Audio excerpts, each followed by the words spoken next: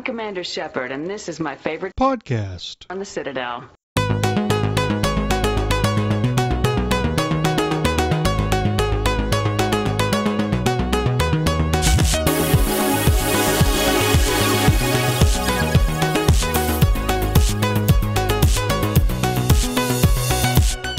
You are listening to Accidentally Casual, the nerdy podcast that sometimes is too nerdy for gamers. My name is Minius GC. My name is Minius from Minius GC. I've done that like 4 times. Not just 4 times. You've done it for your entire YouTube channel. No, I just say like my name is Minius GC. That's not my name at all. Yeah, I mean GC, Minius the GC isn't even your means name absolutely to begin nothing. Wait, that with me is Tucker from Talking About Games. Yes. God, Tucker. Oh my God. Dude. I was already talking. Like, You we're said trying to, you said I come in with all this energy and you do nothing to help it. You said that was Tucker from Talking About Games, so I thought because I already talked, I thought you were going to be like, and then this is Scott, who's being a very polite person who's laughing, although now he's just he's laughing so much only dolphins will be able to hear it.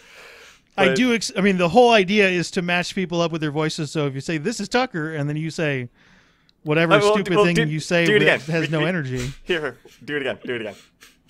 Tucker, we're recording. I don't want to edit this all together. No, and Scott from BioWare Babbling. What's up, nerds? There, see, Scott's got something down. He's been on for like 4 or 5 episodes, and he's already passed you, and you've done like 50. Well, I like to think I'm bringing some charm. No, is that what you're doing?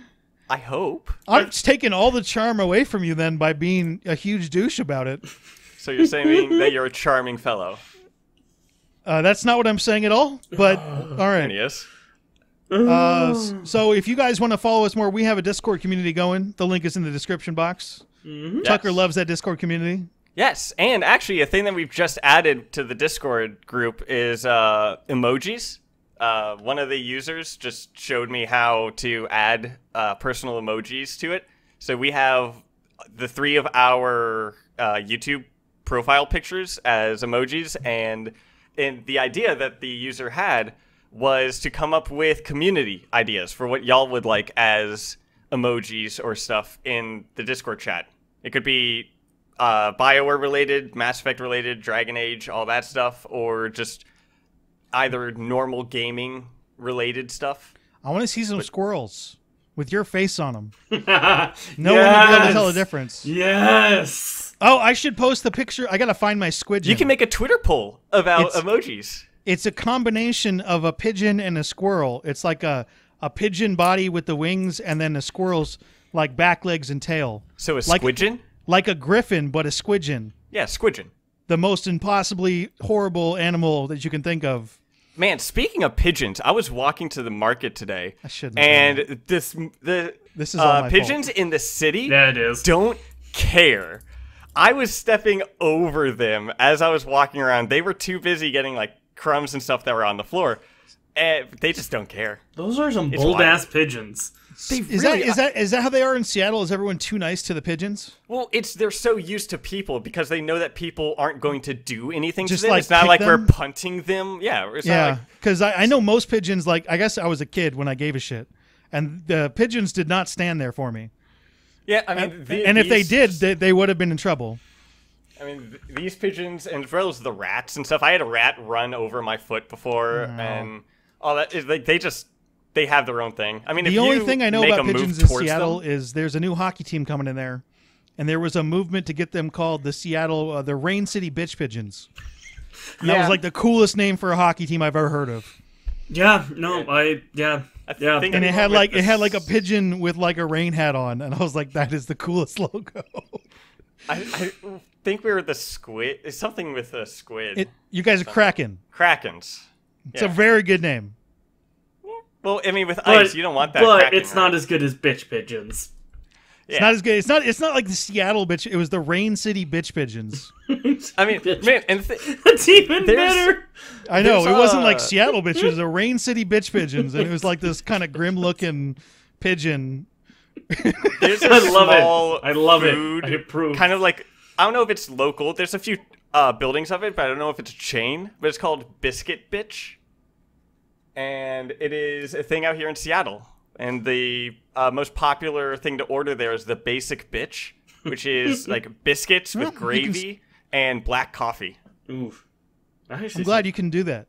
Yeah, and like they have signs of like when are you bitches open, and they have their times there, and it signs like treat everyone nicely, and like they're all about that. But treat everyone nicely. Oh no, bitch. No, they really are. That's what it is. Is they're like treat everyone nicely, bitch.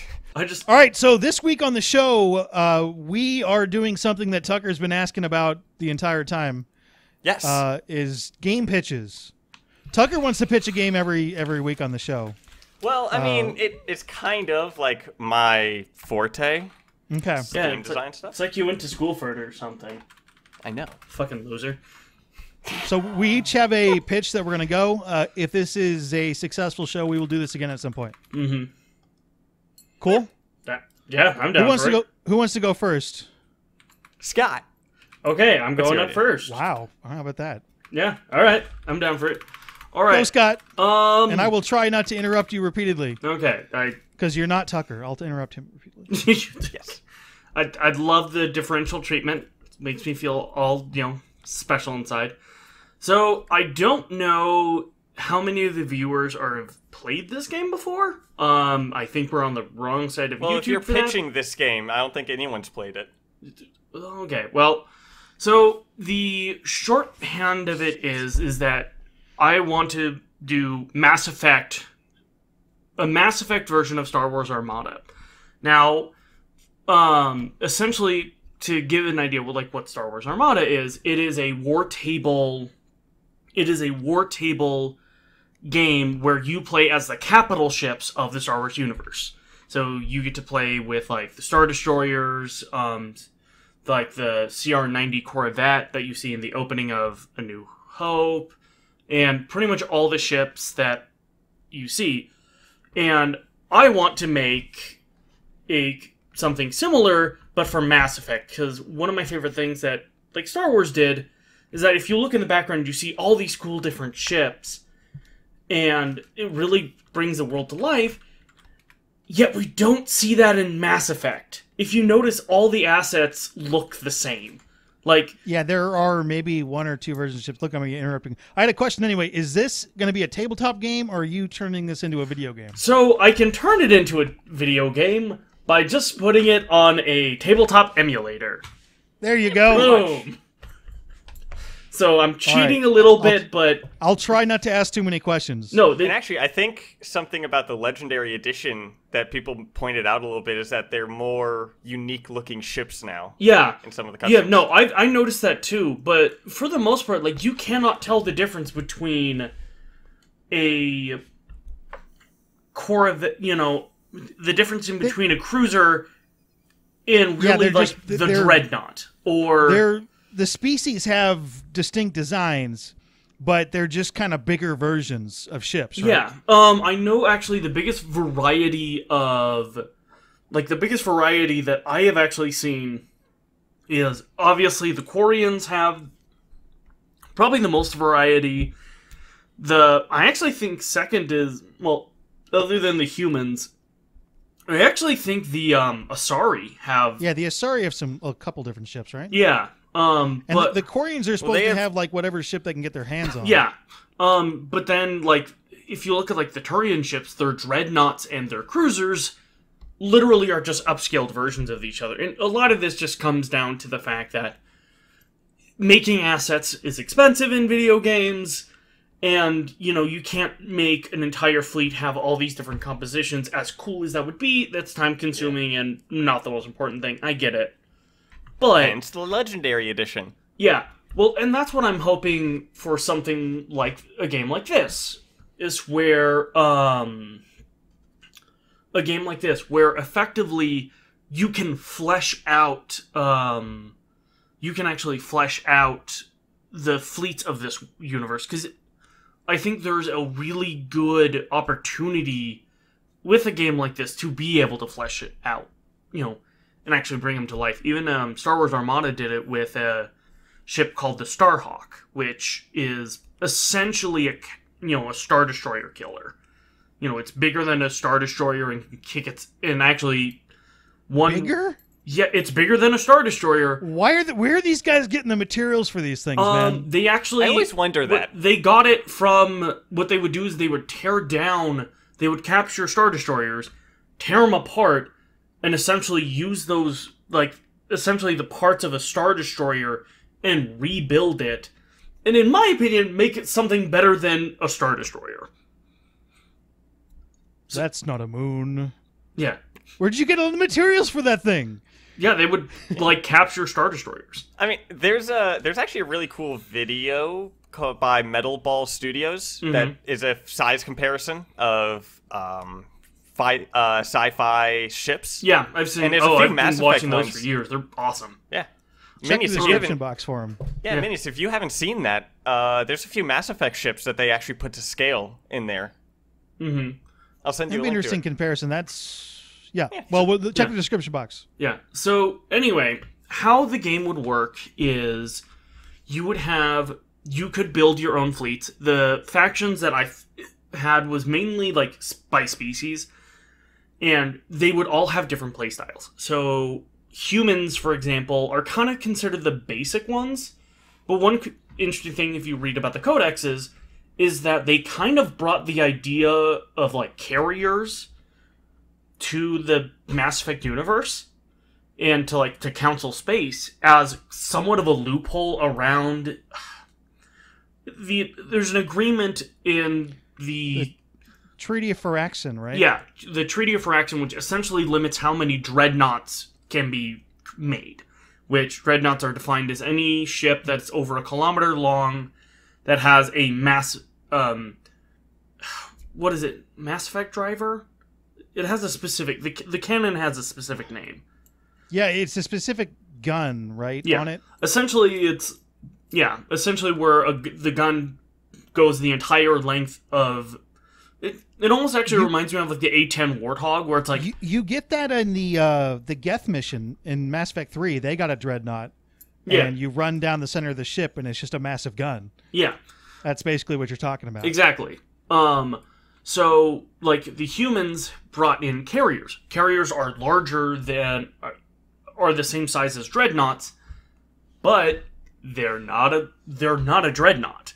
So you can have as many of them as they want, and I can't remember which codex, but it essentially said all the other council races started adopting carriers all of a sudden because they were a loophole around the treaty.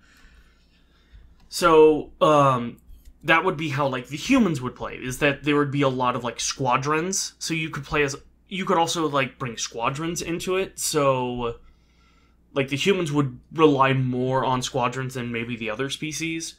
The Turians would be probably the most they are the Body blow. Yeah, they're the body blows, but they also... Like the old English Navy? Yeah, pretty much. Okay. And not only that, but they're the... Because especially with, like, Turian tactics, they use swarm tactics, where they just overwhelm the enemy. So... and their focus is going to be a lot on long range. The Asari would be... effectively... They would have the most expensive ships in the game, but they would also have some of the best ships. So, you're not bringing their equivalent. You would only be bringing, like 2 of their big ships. Or, like, if you wanted to bring big ships, they're so expensive you can only bring 2 of them. But pound for pound, they're one of the best ships in the game. But they're expensive. And they would also have a lot of boarding parties because of, Asari commandos and things like that. So there's a lot of little, like, stat balancing things that you gotta go through here. Oh, yeah, a lot of different balances. One of them... Which that just takes time through playing it. And Yeah, exactly. And there's different playstyles. Like, the Solarians are all about... knowing your enemy and beating your enemy before... the fight even starts. So, I'll stop you. When in the Mass Effect universe does this take place? I'm gonna say this is probably... I'm gonna say, like, right before Mass Effect 1, to make it easy. Just, 'Cause arguably, And that's right when humanity is at its strongest. Arguably. Or do you even want this game to be canon with Mass Effect, or do you want it to be like a branching It sounds story a lot like it would work better if you saying like right before Mass Effect 1 a big civil war breaks out and this Yeah, is like this is a branching narrative. The Asari are really unlikely to fight the Turians. Oh, yeah. Well, yeah, there would have to be a complete breakdown. And you could almost go, I know, like, it could be, like, war simulations, for example. You know, as simple as that, or just like, oh, these are just war simulations, and trying to... Like, you are in a war simulator? Yeah, effectively. And then you go in there and you can create whatever scenario you want. Yeah, exactly. Did the Krogan get asteroids?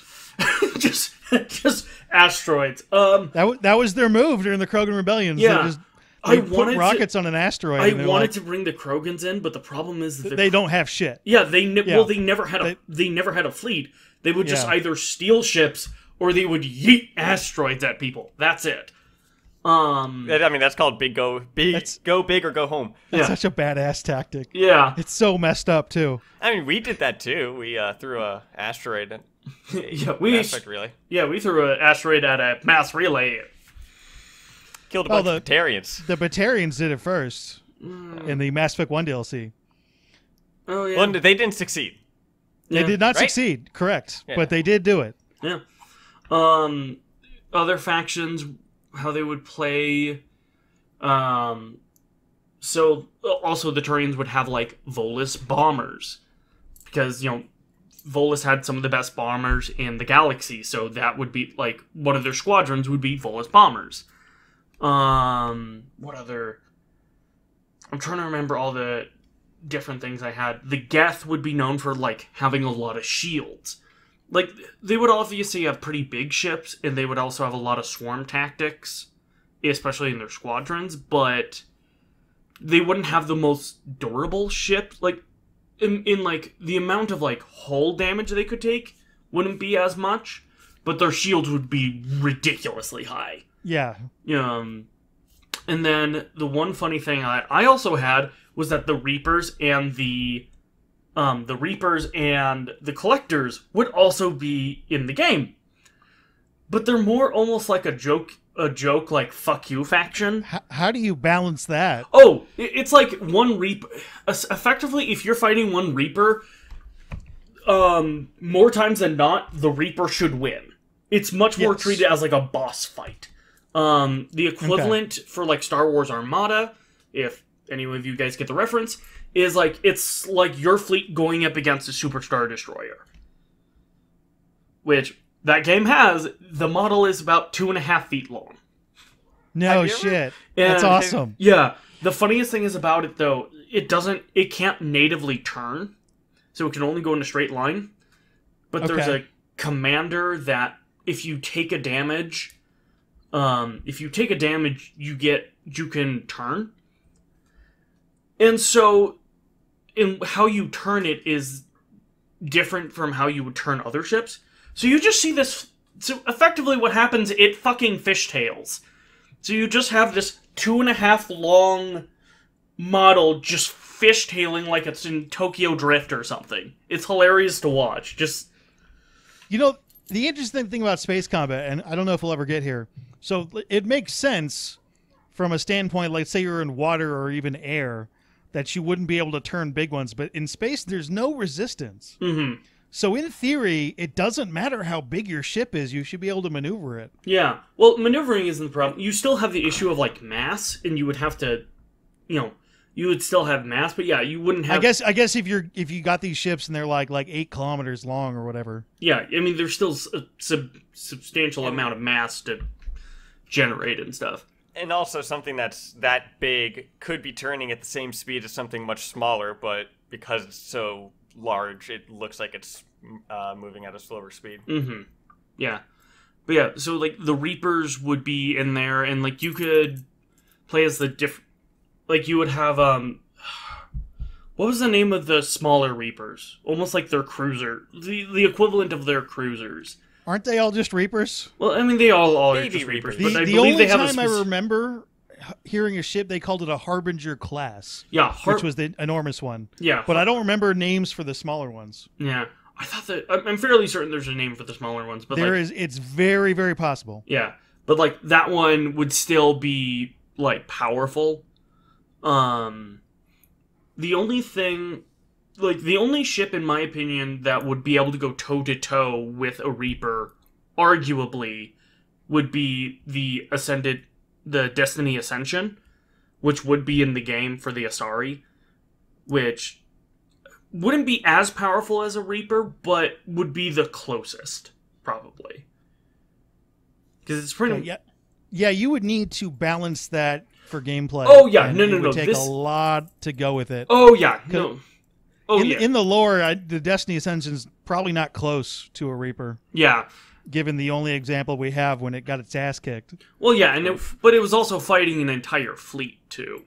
That is true. And it was fighting an entire fleet of... It was fighting like a fleet plus a Reaper, so... Yeah, so, I mean, and in those situations, it's kind of hard to judge, like, how powerful something is. And yeah, balance would be a huge thing in this game. Especially, like, for something like, I had an idea of, like, the Quarians, for example, their ships would actually be super cheap, but they would have a shit ton of upgrades, so you can, essentially, you would use upgrades, like, the base model of the ships wouldn't be that good, especially when you compare them to the other species, but where they shine is in, like, upgrades. Okay. So... I wish I knew more about Star Wars Armada so I could follow this better. Yeah, no, that's the big thing. It sounds kind of like Warhammer. Yeah, it's very, like, think Warhammer, oh shit, what is the... Warhammer Gothic would be also another name. That, like, Warhammer Gothic is what, their, like, capital ship version of that is. But yeah, think very much similar in a vein of, like, Warhammer. But yeah, no, balance would be a huge thing. It's basically all like it's very, very wargamey stats related. Yeah. Oh yeah, for 100%. I mean, if you look at the balancing and stuff that went into Warhammer when they were designing it, it's like that was a lot of work. And then all the continuation or all the changes that it's had since its iteration. Oh yeah. Oh good. Yeah, Warhammer is... I'm just gonna say this right now. Warhammer's is bonkers as shit. And there's a reason why I never have gotten into it, because it has 40 years of just batshit craziness.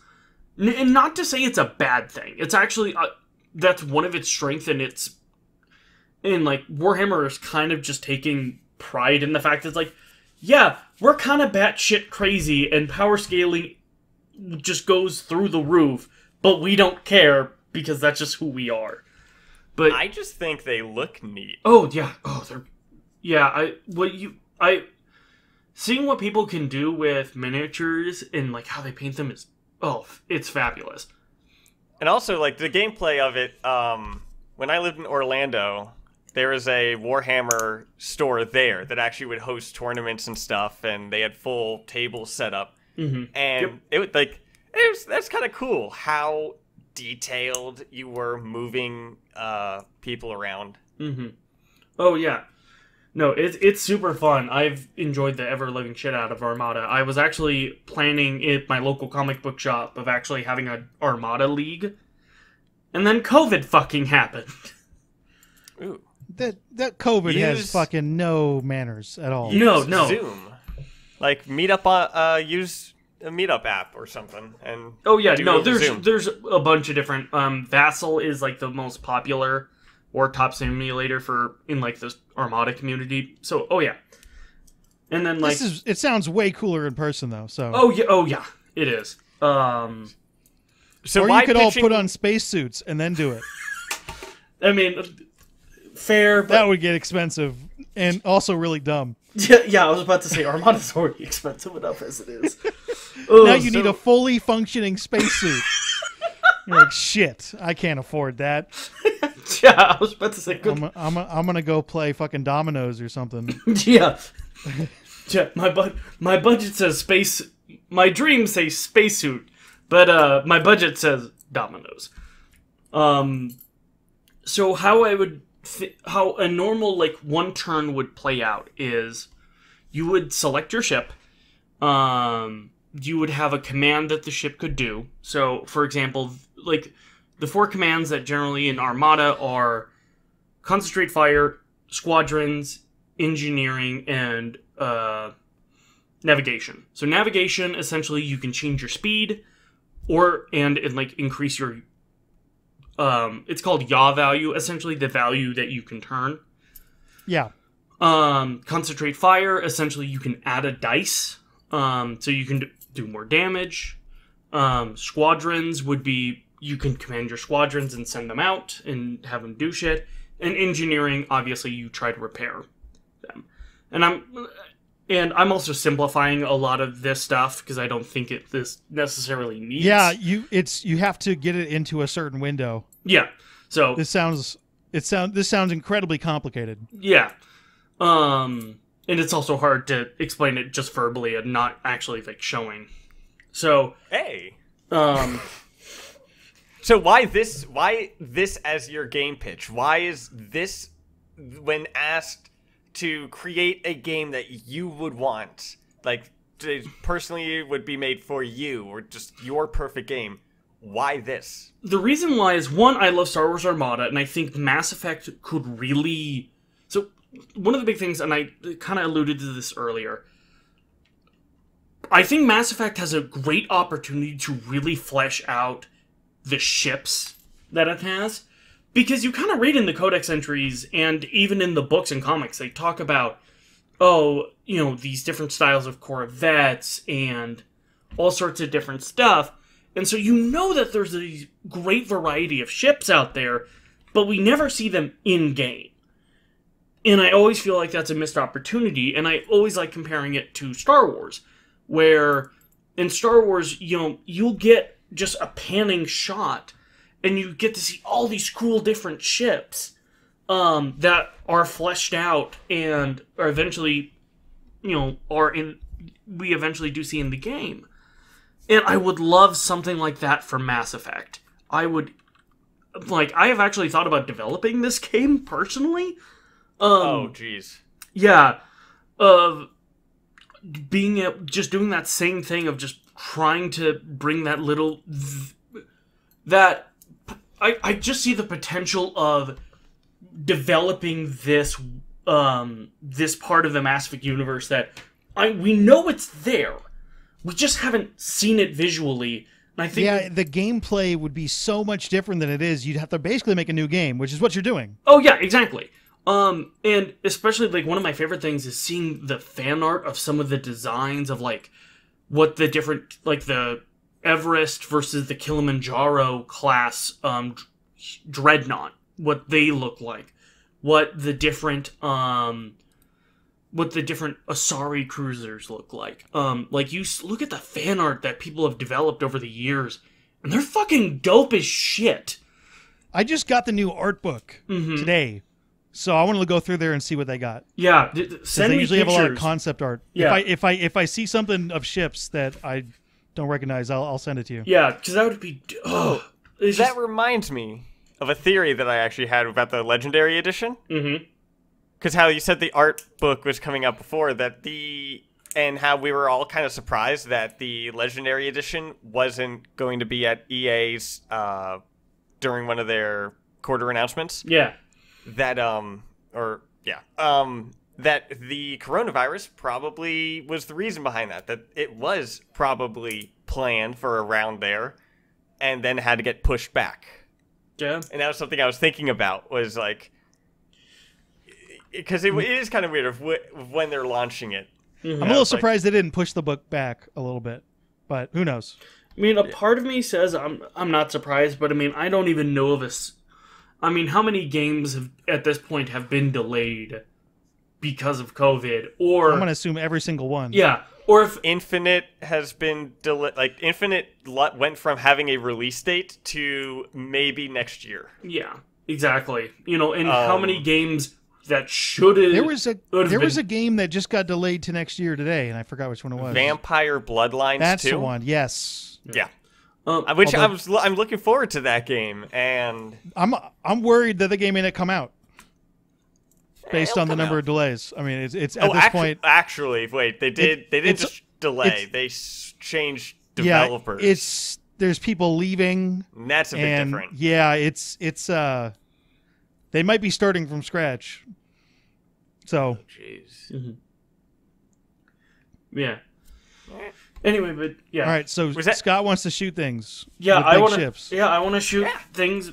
Ships with from quote unquote kilometers away, and I think that would be one thing that I would make different. Is that one big thing about Armada is, you have like a range ruler to tell like how far, can I shoot it with this? Can I shoot it with missiles or ion cannons or turbo lasers? It would be a little different with effectively Mass Effect Armada because, it's very normal to shoot another ship from 1,000 kilometers away at minimum. So, yeah, I mean, the closer you get, the easier you are to hit. Yeah. So they're basically, there's no real reason to get right up in your face. Yeah, so it would be like positioning would be a lot bigger of a thing, and especially it's like the ranges would be further just because of the fact that, and just to fit kind of into the universe of like, these battles aren't up close and personal, they're far away. So the majority of the First Contact War was done that way. Yeah, exactly. So, yeah, I think without going into any further like details than that, that's the pitch that I want to make. That's my game pitch. All right. Alrighty.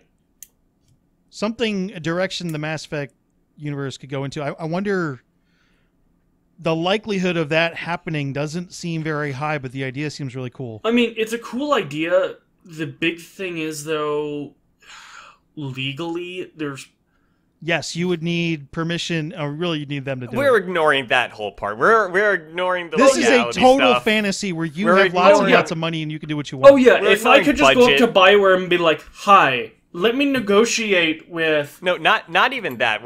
You're walking up to Genie, and you're like, yo, here's a game. Yeah. Here's a game, poof, yeah.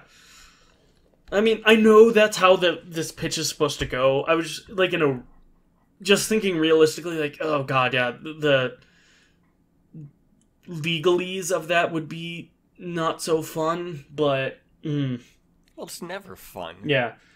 It's just like, BioWare, just throw some money at this. I promise I will... BioWare has no choice what money they throw at what. I know.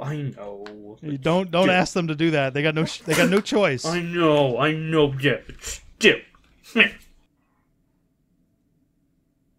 So, Minius, your game has more of a relation to Mass Effect than mine. Yes. I am going to pitch what I think would be the best move for Mass Effect fans, to do a spiritual successor. Okay. What do you mean by that? For Mass Effect. And I've chatted a bit about the show on the basic concept of it, but I've never fleshed it out, so I'm going to flesh it out a bit. Okay.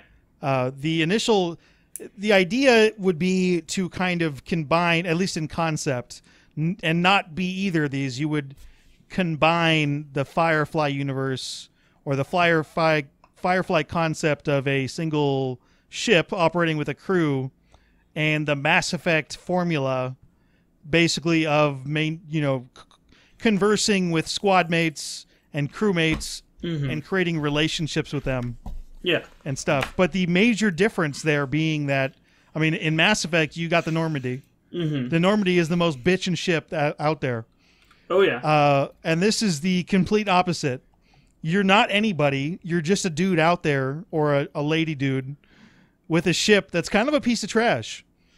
Mm-hmm. And you're a mercenary, but you need to maintain your ship. So you need to take jobs to literally keep your ship together, keep it running, get fuel. You have a crew, you need to pay them. I do really recommend watching at least just the first 2 episodes of Firefly to get the idea of that. Mm-hmm. It's I thought you were about to say the first 2 seasons of it. I was like, wait, hold up. there's one basically half a season, but just the first 2 episodes. But you know that your game exists, and it's called Starfall, and it got a 1% vote?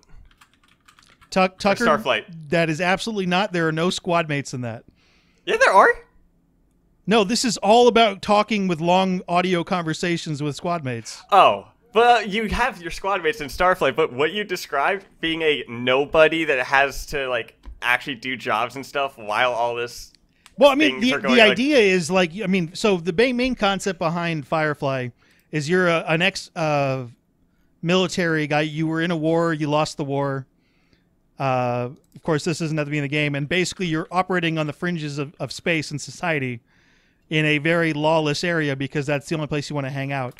But you got to, like, keep stuff going, so you'll take a job, and it can be morally ambiguous. Mm-hmm. And you'll end up robbing somebody that, you know, actually needs the stuff more than you do. Yeah. So you'll have to decide, do you give it back to them, or do you hold on to it? If you rob them blind, obviously you can have your own squad mates, and your squad mates have an opinion on what you do. Just kind of like, it's vaguely there in the BioWare games, but it's never go there. My favorite thing is, like, you have characters that disagree with you, and they don't do anything about it. Yeah. But the main concept behind this game is your crew can turn on you. Or leave. Ooh, I like that. If you do something the crew mate really doesn't like, they could either leave, or they could rob you blind and leave, or they could attack you. You want actual consequences. Actual consequences for all the actions. So, which is really difficult because publishers and developers are like, that's a concerning thing. This is an extremely difficult game to actually do. Okay. But basically, there are 2 different sides to it. So you could have a squad mate that's a very straight-laced moral person, and you go in there and, let's say, this is an exaggeration, but you rob an orphanage. They're not going to like that. Yeah, and they might leave. That's a pretty normal reaction. They might leave. I like how you said that's an exaggeration. They might leave. They might come back with a set of mercenaries to take you down. They decide you're that bad. Or let's say you have a crewmate that is really more of a mercenary pirate, and you turn down jobs that would make lots of money. Rob that orphanage. And you don't rob that orphanage. Yo. They might turn on you and try to take your ship. Yeah. And you can have people who rob you, and then you have to go after them. Obviously, the extent to this is big, but basically, you get put in a situation where you really have to maintain a bunch of relationships and your ship, and you're going to be put in situations where you got to make decisions that change the outlook of your, social dynamic on the ship. Yeah. Oh, yeah. And the main concept behind it would be, just because you have people who can leave, you have a ship, you have a limited amount of space on your ship. So you wouldn't be able to have every single character in the game on your ship. It was one of the weirdest things about Mass Effect, right? So you guys remember recruiting Jack in Mass Effect 2? Yeah. This is the first concept behind this. And so you go in there, and the whole build-up is, this person is crazy and kills lots of people. And you're like, okay. And then you're still going to go there, and it turns out she hates Cerberus. And you're like, got a Cerberus ship. You're like, why don't you come on board? And I remember when I first played them, like, there is no way I would invite this person on board. She's going to kill everyone. Yeah. Because that would be, that makes sense. Like, Cerberus messed her up. Oh, it's totally justified to go in there and kill something. So, like, if you come across a character like that, you may not want to recruit them unless you agree with their agenda. And if their agenda is, I want to take this group down. And you're like, okay. And if you don't, they might turn on you. Ooh, I like that. That's something that I was kind of looking forward to with Cyberpunk, with the different gangs and stuff like that. Yeah, that would kind of be the idea. So the other core. So basically, it would revolve around jobs or missions. So you have the classic Mass Effect formula where you can take squad mates with you, but you also need to have your ship operational at the same time. So you need a pilot, you need a mechanic, and everybody in your crew would have a role, a little bit like the GTA 5 heists. Yeah. Where you sign someone in, so this person needs to take care of that. You will need to assign the right person to the right role. A little bit also like Mass Effect 2 Suicide Mission. Yeah. And each mission event would be like that. And if you make a mistake and put someone where they don't belong, it has actual consequences. Like, literally, that character could die. Oh, yeah. And then you need to replace them. Or that character, let's say you need to go rob that orphanage, and you put a real douchebag who wants to rob the orphanage in a situation where you're not there, they'll go do something against your orders. So you need to really like understand what the motivations behind each character is and then put them in the right spot. And then also make sure you hire the right people to go along. Like, let's say you're going to be a full-on pirate. That guy who wants to rob the orphanage is who you want. But if you want to be like more of a straight lace, try to do it as by the book as you can, you want to assemble your crew like that. I'm kind of thinking like No Man's Sky, but with RPG elements. You can add as much as you want to this game, but the core is relationships with your crewmates. So I'm going to say something. This may be a tad controversial. I actually think the Dragon Age series might actually be better, because I honestly think they tackle consequences way better than Mass Effect does. Yes, they kind of do. Yeah, but Dragon Age isn't as fun. Okay, well, let me know your thoughts in the comments down below. The example I thought of is like Morgan in the original Dragon Age, who fucking hates everything you do. I'm always like, why is she still there? Like, why didn't she just take off? Oh, yeah. My dog is barking. That's kind of the concept behind that, too. Yeah. Oh, my God. She's like, I disagree with everything you do. Why are you still there? My dog is barking in his sleep, and he's in the next room over and is getting picked up on the mic. Okay, well, I didn't hear it. Hearing and now it, yeah. you interrupting us is what interrupted us. It's okay. It's adorable. It's okay. You were shaking your cat into the microphone earlier. What? I mean, I heard jingling, and I assume it was you. No. Really? No. I do not have any jingling thing. That is Scott, and the the audio lines will tell the truth. Yes, they will. Okay. Probably. I think I just clipped my nails, so that's probably what you heard. So. Oh. Yeah. Look at that. Or I mean, I also have my necklace too, which I fiddle with. So that might be also what that's probably it. I hear it right now. Okay. Yeah. So I just assume it was Tucker shaking his cat in the microphone because that visual is hilarious. But basically the idea is like, so everything you do has like, you take a job, let's say, and this is very specifically the second episode of Firefly. This is exactly what it's about, which is why it's worth watching that. But let's say you take a job and you find out that really you're robbing somebody that you don't want to rob. And let's say you have to decide whether or not you want to go through with that whole job and then give the cut to the people who hired you, or not go through with it, and the people who hire you are going to be pissed and they're going to come after you. Mm-hmm.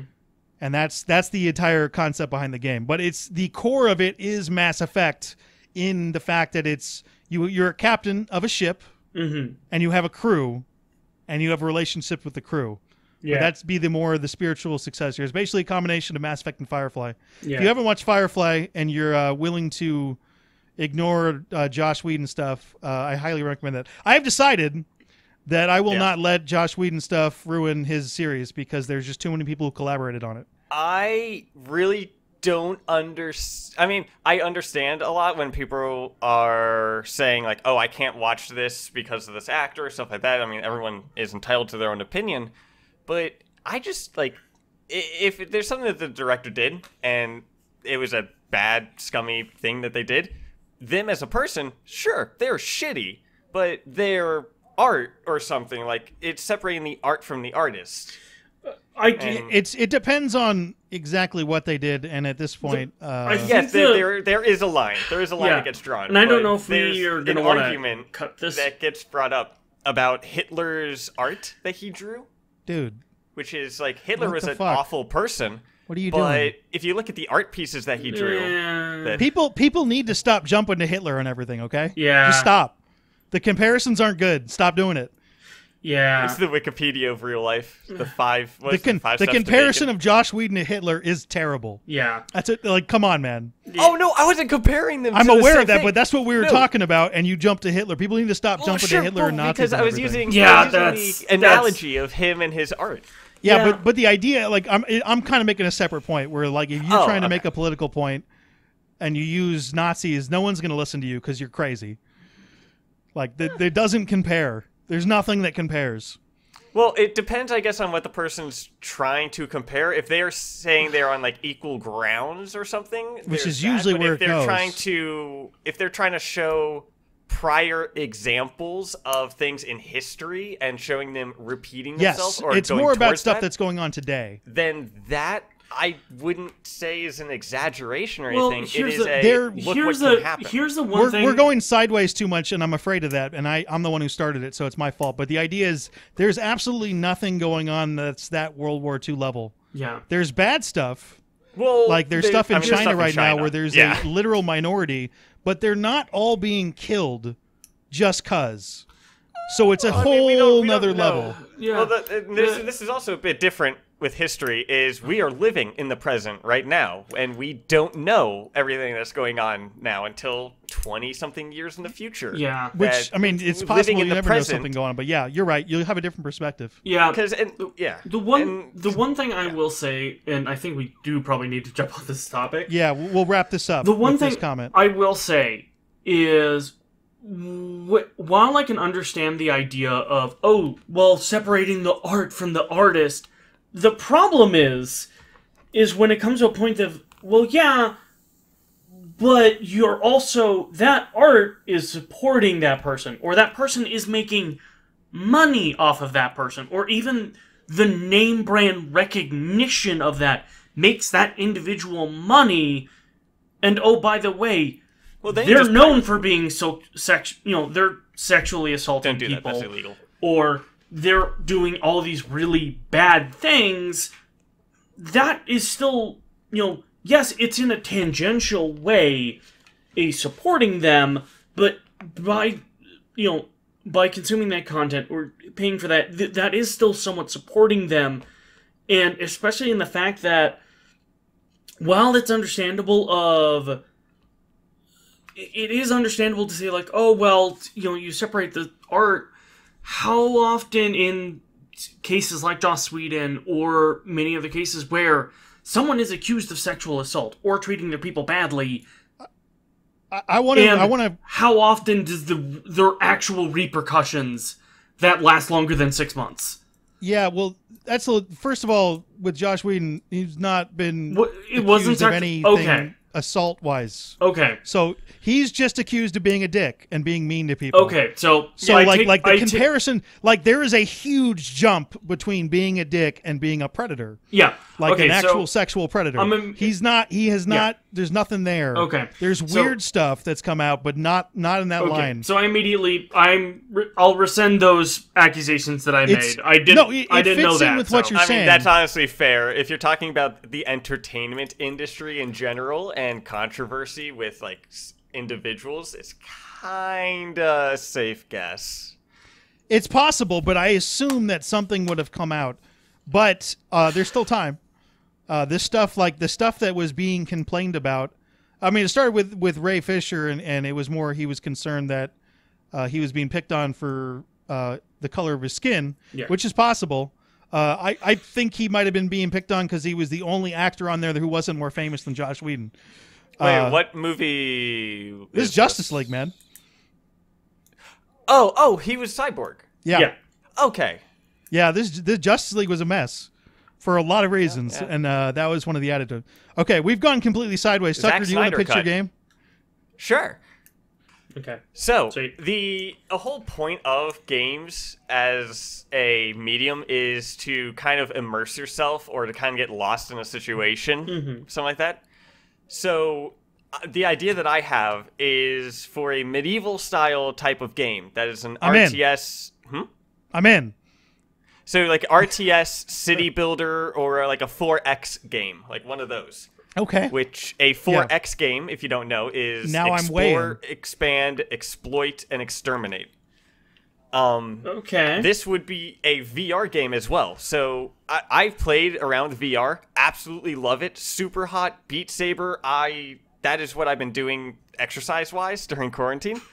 But I have not found many VR games that are RTS based, and so this would be a medieval city builder game, kind of like Age of Empires or Stronghold. So I'm afraid to interrupt you again, but I have a legitimate question. So let's say it's Total War. Are you just given like a free camera and then you have the VR headset, or are you actually in it? Well, I mean, you would essentially have a bird's eye view of the map. And then you could like zoom into a specific spot with controls. Yeah, well, I mean, yeah, kind of like a god camera, and you can literally like jump in and be among the soldiers, or back way up and look at it from like an air balloon. Yeah, well, you would have a scroll wheel with the VR thing to kind of let you zoom in and out. And actually, the aspect of it that I was going to do, because it's VR, have it have two modes. One of them be where you are the king and you are in the normal RTS bird's eye style view, where you are building your castle, you're sending people out to get wood, stone, iron. There's farmers, hunters, all this stuff's going on. You're making deals with neighboring lords, your diplomacy, trade, all that stuff's going on. And that's the normal RTS. You do that all from this VR where you can stand up and actually like crouch and look around and design your castle and see how you want to build the walls and have it in that way. And if you want to do something faster, say you're running out of wood or running low on stone, or you need your blacksmith to get a lot of swords, you can take the role of that person and it would snap to a first-person perspective of that character, where you do a sort of mini game of that task of what it is. And so as a blacksmith, you would be hammering away at a bit of iron. Then you would pick up what it is and dip it in water, bring it on one of the stone shapers, and you'd essentially do a mini task, and the timing that it should take you to do would theoretically be a few seconds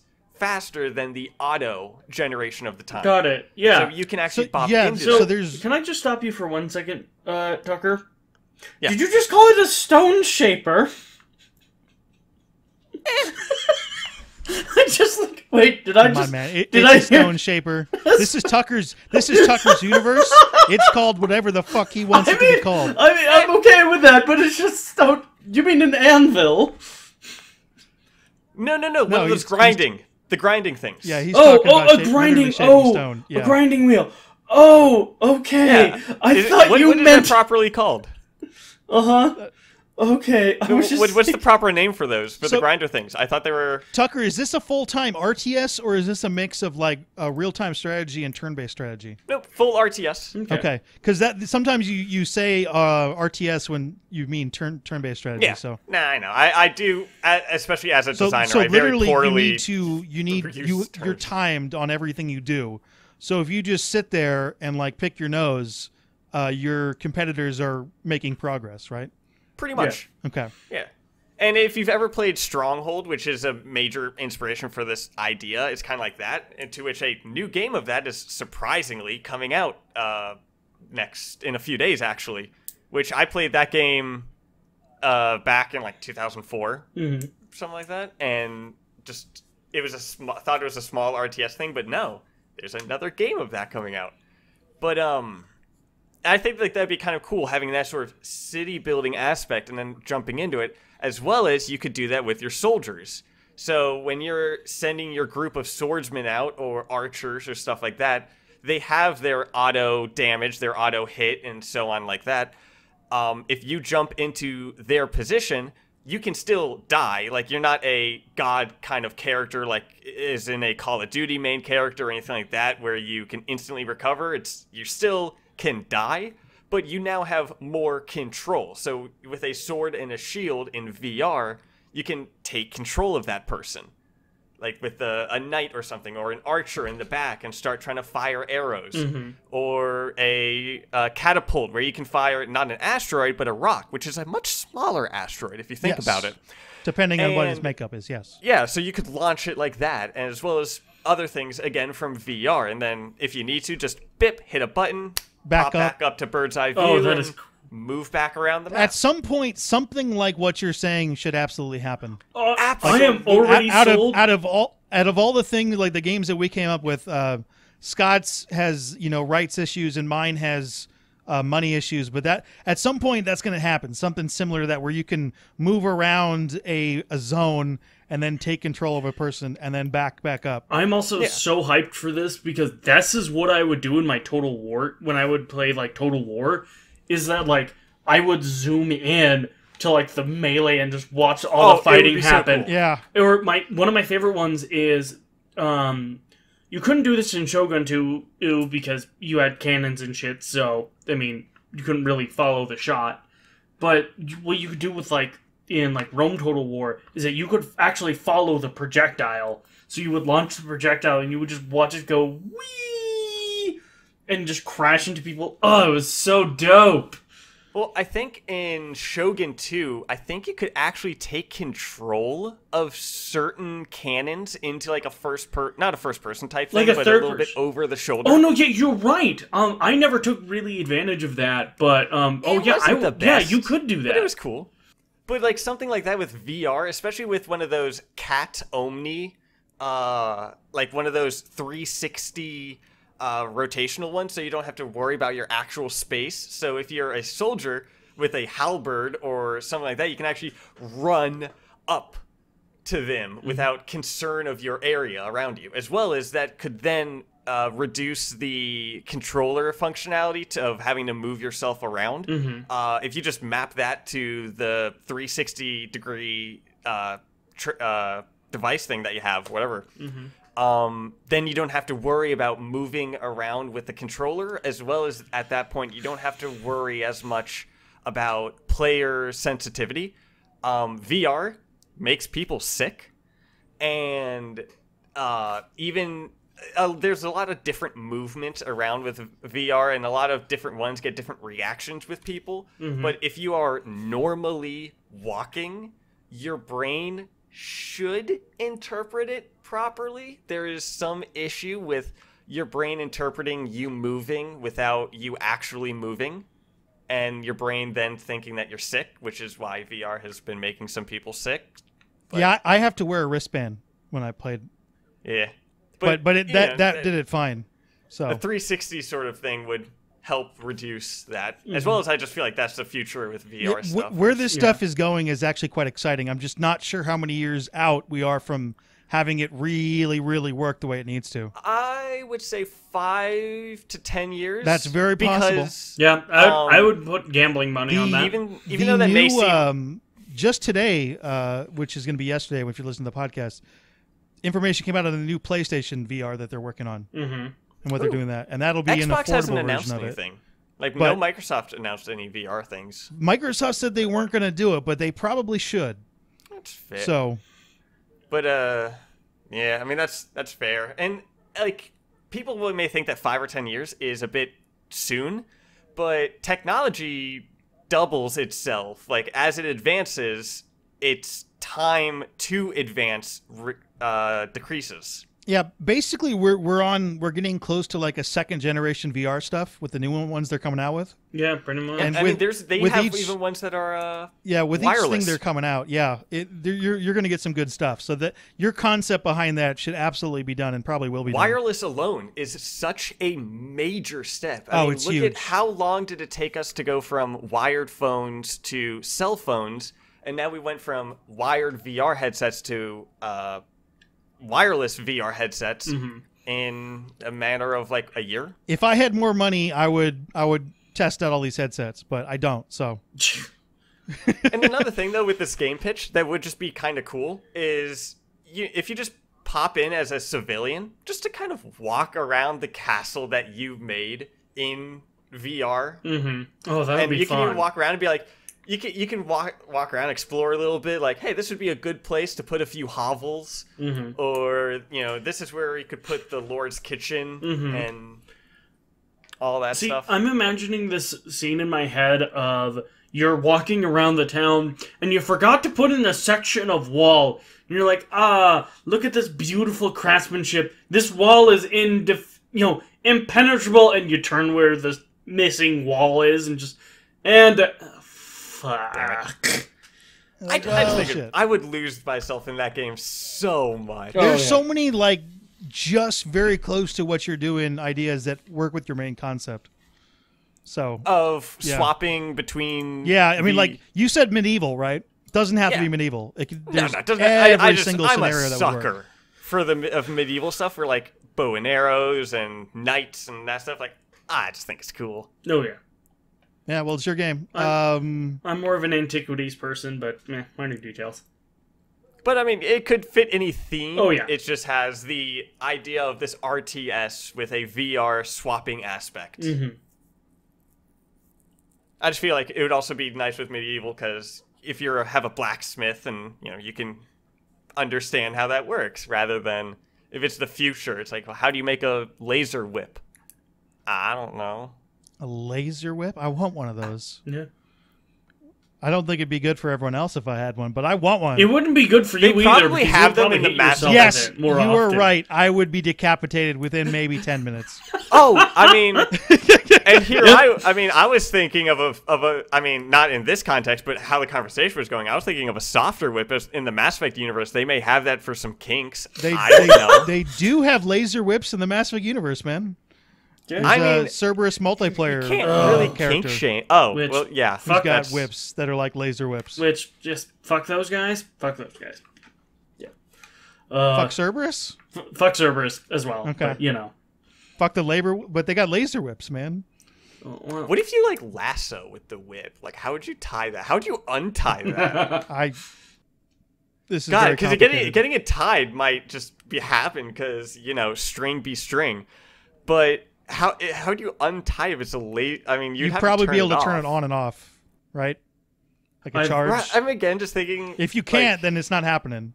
But what if it works like a lightsaber, where like just it just goes away?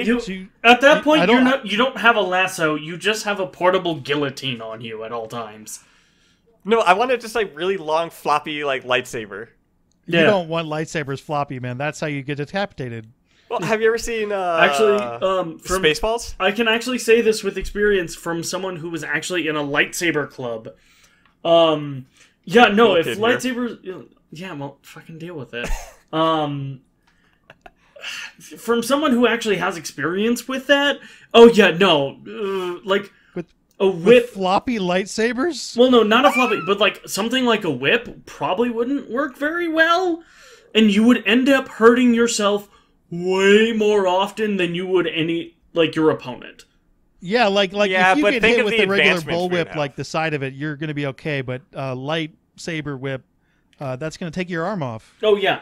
Well, I mean that's all like figuring stuff out in the beginning. But once we're past that phase, all the people that are still alive, like think of all the cool things that could happen with that. Yeah, I'm just going to also let you know there's a reason why whips weren't really used much in combat, and like there are like floppy swords, for example, like in India they do have like I remember that. It's like a flexible steel blade that's like I want to say like 7 feet long, and like they're showy and cool as hell, but there's a reason why that they weren't really used in combat.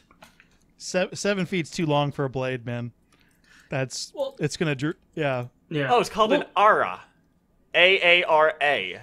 It is a flexible sword that's kind of like a whip. Yeah. You kind of that sounds dangerous as fuck. Yeah, it is. It is. It would be. There's this TV show that was both god awful and the most amazing thing that man has ever created on this earth, and it is called Deadliest Warrior. And it would take two. I remember that show. It was awful. In like a lot of the historic aspects of it was like kind of accurate and kind of not, and the idea of like a Spartan fighting a ninja. That's the one I was thinking of. Wouldn't make sense. Oh, I remember that shit was my jam growing up. The weapons that they show, and all those like the ways that they show how they worked, and then what was really cool actually in season 3, part of what they did was show actual strategies and have war scenarios depicted as a figure out. Like that was kind of cool, but one of them was a Rajput warrior, which was from India that used that weapon that you were talking about. Mm-hmm.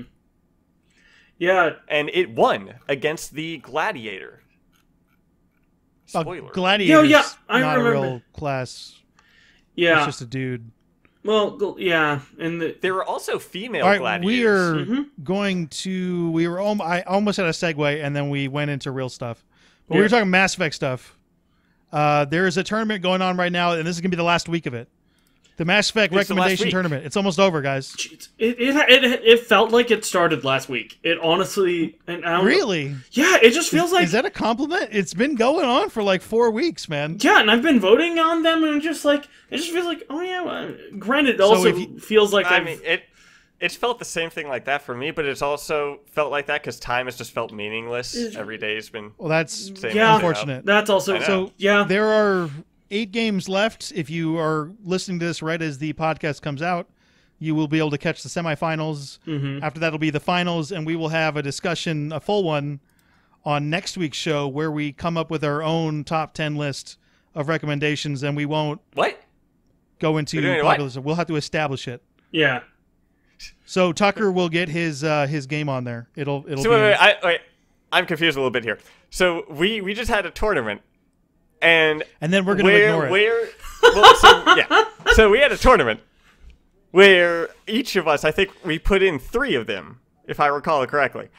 And there were 64 games. That's not what. Yes, you said you wanted to do a top 10 list, so we're doing a top 10 list. That was the idea behind it. But we just did a tournament, so we're doing the tournament. We're doing a top 10. Well, the tournament, I mean, we're going to look at as influence. We'll say, like, okay, people really, really, really like The Outer Worlds, so should that make the top 10 list? That's the idea behind it.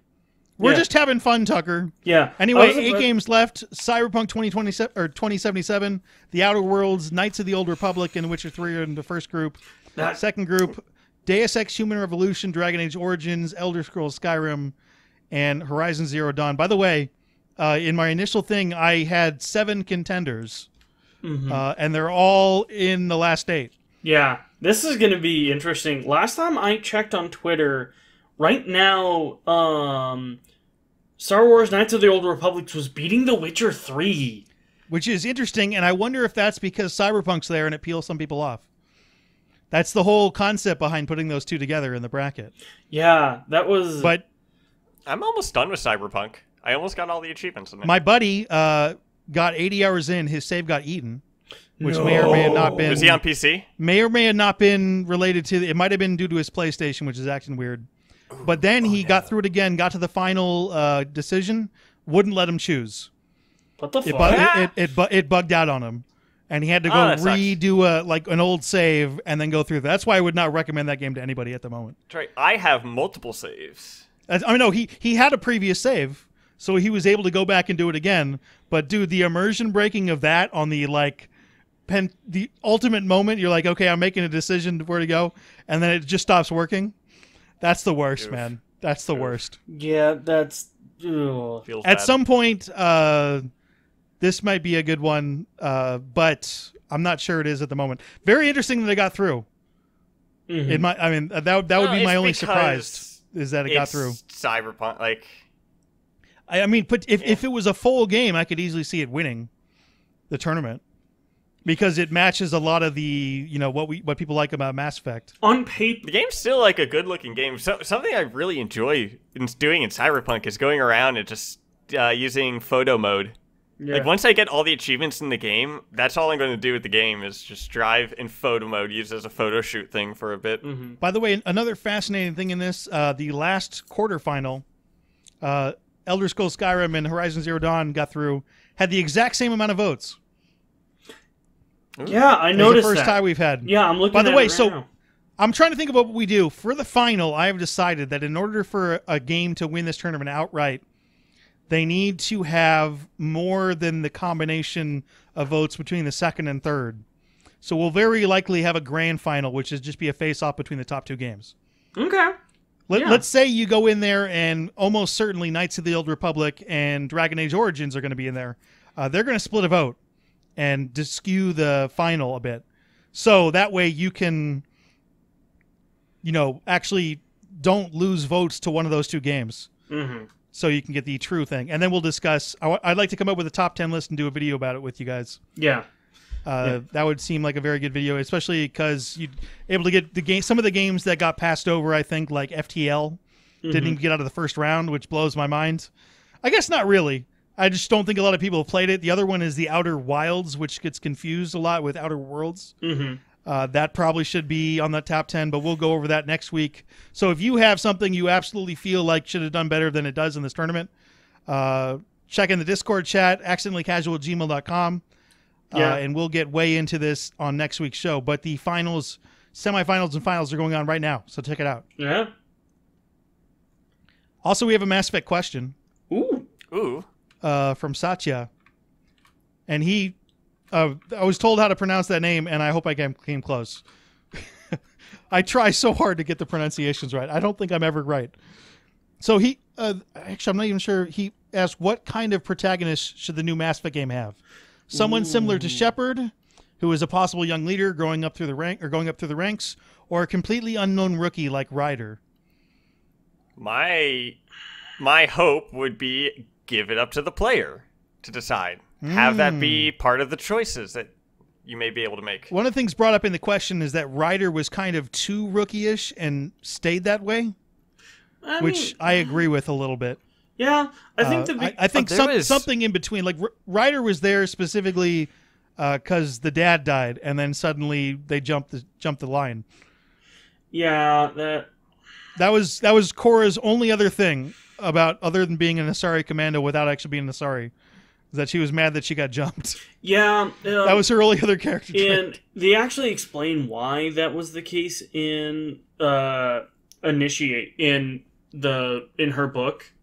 That's fine, but it's you still shouldn't just relate to a book as opposed to the game. Yeah, like that stuff's got to be in the game. Destiny had that issue at launch. It definitely feels like something that they did after the fact of like, oh fuck, we need to come up with an explanation for this. So they give an explanation, but it's still one of those bad justifications, in my opinion. My answer, I would like something in between that, really. I mean, Shepard was the best of the best, the human they literally put forward to be a Spectre, because Shepard was their best candidate. I probably want something more in between. I think Ryder is too rookie-ish, although it works, but I'd like to be able to choose a background, I guess somewhere in between there.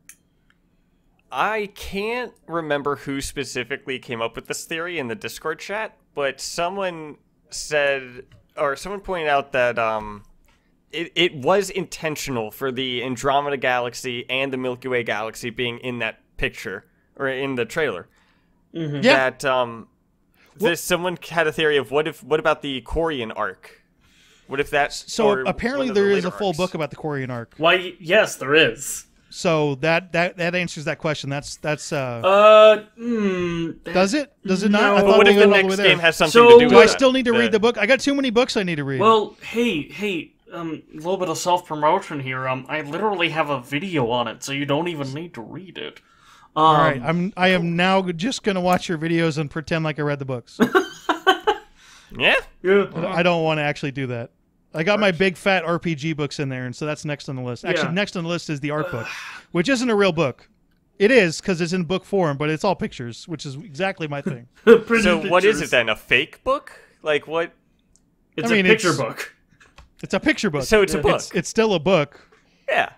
Yeah. No, unfortunately, Annihilation doesn't 100% answer the question. I thought it did, but... It technically does. I still see a lot of misinformation out there on the Andromeda being a part of the next Mass Effect game. Like people speaking as if it's confirmed, and there was a slight hint that there would be something alluded to, but absolutely nothing's confirmed at this point. Yeah, it's all theories, but... Absolutely nothing is confirmed. The only thing that I think you can really confirm is that Liara is in it. And that you can't even 100% confirm because it's a teaser trailer, and it could be a preview thing. Yeah. Or what if that's not Liara? That's dumb. They better not do that. It's like Liara's daughter? I don't know. Could be Liara's daughter. They're supposed to be somewhat similar looking, although they're not. Yeah, so... Like, she doesn't really look like Benezia that what much, if from what I remember. It's a new race of shape-shifting aliens? Oh, God damn it. They should and not they have do that. Taken over they should the bodies that they found. not do that. And the game is a whole like secret invasion type of thing of scrolls. They should 100% not do that. They need to not do something crazy with this game. And one of the characters is like that one Pokemon character that kind of looks like Pikachu but did it god awful. And I want that character to be like, I don't know, Legion or something. Just so when he starts speaking weirdly, you'll be like, what's wrong with that one? Why does that Geth have a tongue? Why is it sticking out? Where would the tongue even be? There's no mouth. That is up to your imagination, and that's the beauty of this. But would you consider it a tongue at that point? I mean, I feel like it could be adventurous. I feel like it would be one of those horror tongues where it doesn't actually serve a purpose for anything other Just than there to be gross? Yeah, just there to be disgusting. I don't think robots should have tongues, but whatever. Why not? How else do they taste food? They don't. They're robots, Tucker. Well, that's unfair. Is it? Yeah. There's a word that I'm being the racist version against robots. I don't know. I just know that my Alexa is listening to me, and I want her to know that I care and love her very much. I'm being held captive. Of course you are. All right, it's time for the obscure Mass Effect character of the week. Yes. I decided I'm still going to stick on Tuchanka for a while. Well, I mean, I went through there. I've got at least 3 recommendations from people. If you want to recommend one, I will get to everything. Email me at accidentallycasual@gmail.com, and we will get to yours. And I have audio for them, and I'm ready to go. But this one is the speaker for Clan Werelock. The Solarian will cure the genophage, and Clan Werelock will spread across the galaxy in a sea of blood. Not a very big role in the game. No. Well, I mean, he speaks for the entire clan. He yells a lot, and then he dies. Oh. Yeah. Because Shepard's not cool with it. That was yelling? Yeah. Well, I mean, he comes out there and he's Is he like an undisciplined child? No, he comes out there and talks about how awesome he is and how awesome the clan is. And then, then you and just kill Shepard him. got an ego jealousy thing for Well, that? it's in the Morden mission where they're trying to find the Solarian scientists. Mm-hmm. So you're going in there and you're like walking through and killing them all. So may as well toss this. Yeah, basically, that's the one where like he's talking and then you can shoot the gas can underneath him and blow him up. Oh, and light him on fire. Oh, yeah. So that's the one of the clips I have in there. There's one at the end of the show is like that. Yeah, that's one thing that was always funny, was you can tell the developers really wanted you to shoot that canister. Absolutely. They give you, like most of them, like you run out of time and the thing's up there forever, right? Yeah. Well, they give you like 3 or 4 opportunities too. Like, he like says a line for a little bit, the prompt will disappear, line will pop up back again. You know, another line will come up, and then the prompt will come up.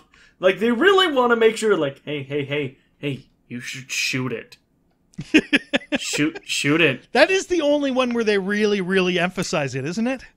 Yeah. I'm trying to remember, but I don't remember them emphasizing taking an action that much in any other action that Shepard does. I think the only one I can think of is stabbing Kai Lang, but that's just because, you know... Don't you do that no matter what? I mean, yes, that is true. Like, there's no other option? Yeah, that's fair. But, you know, we all know every player has just pounded the fucking keys to stab that bastard right in the stomach. That was for Thane. You son of a bitch. All right, I have one more character that I absolutely need to get to because it has to do with Pyjack poop on Tuchanka. Oh, good God. I came through there and I was going to leave it out, and now I decided I can't. But then we'll get to other ones. We got some good ones. A lot of great obscure characters in Mass Effect. Oh, yeah. Yeah. All right, so next week we're going to go over our recommendations, come up with a full list. There'll be an actual organized video like I normally do, as opposed to these. Woohoo! After that. But we'll have the You're discussion saying on the this show. isn't an organized video? All my videos are organized. All my podcasts are not. I try to have the podcast organized, and Do there's you something. not follow the script that we give you, Minius? I've been following mine to the T. You have no script, and I personally believe you've never actually written a script in your life, even though you've come up with a bunch of channels. Yeah. Well, I mean, actually, it's quite the opposite with that. I'm aware of that, but I don't get believe a lot it. of my comments are like, "It sounds like you're reading too much from a script." I'm like, "This is how I sound." I always am write a script self-conscious. and then kind of say what it says, but in whatever words I feel like at the time. I Yeah. I read mine verbatim, but that's because I did debate for 4 years. So for me, You don't sound like a robot with a tongue? no, I do not sound like a robot with a tongue. So Oh, good. That's good. What would a robot with a tongue sound like? Probably the same as a robot without a tongue. probably that. I don't. Probably the same as a robot without the tongue. Yeah. All right. So this has been episode number 28 of the Accidentally Casual Gaming Podcast. We all have YouTube channels, by the way, with videos on them. Yeah. You should check them out. They're in the description box. They're also really cool. I'm actually serious about that. They're cool. Yeah, and check out the Discord channel too. We are almost at 100. We have 95. Ooh, We're 5 close. away from 100. We're close. We're also all on Twitter. That's where you can follow the Mass Effect recommendation tournament closest. I'm at Minius GC. Tucker is at Appy Tucker. And Scott is at BioWare B. Ooh. We will be back next week, guys. Yes. Yeah. Bye. Bye. Bye. Bye. Good night. I'm not done yet. Oh no! Oh, we're still going. I don't know yet. This might be in there.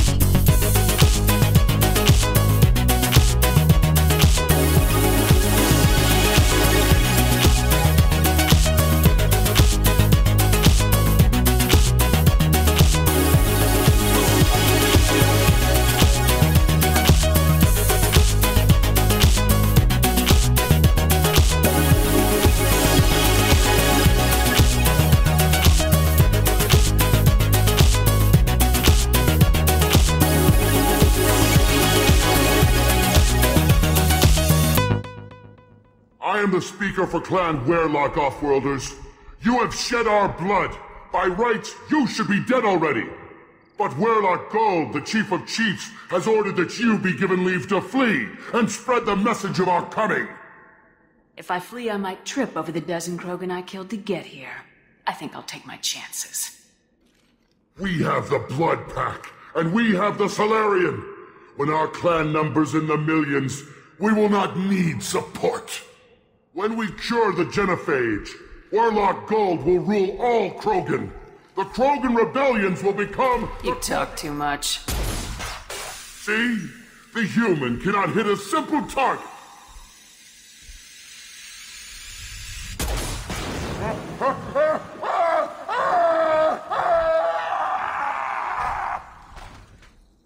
The Blood Pack will avenge me!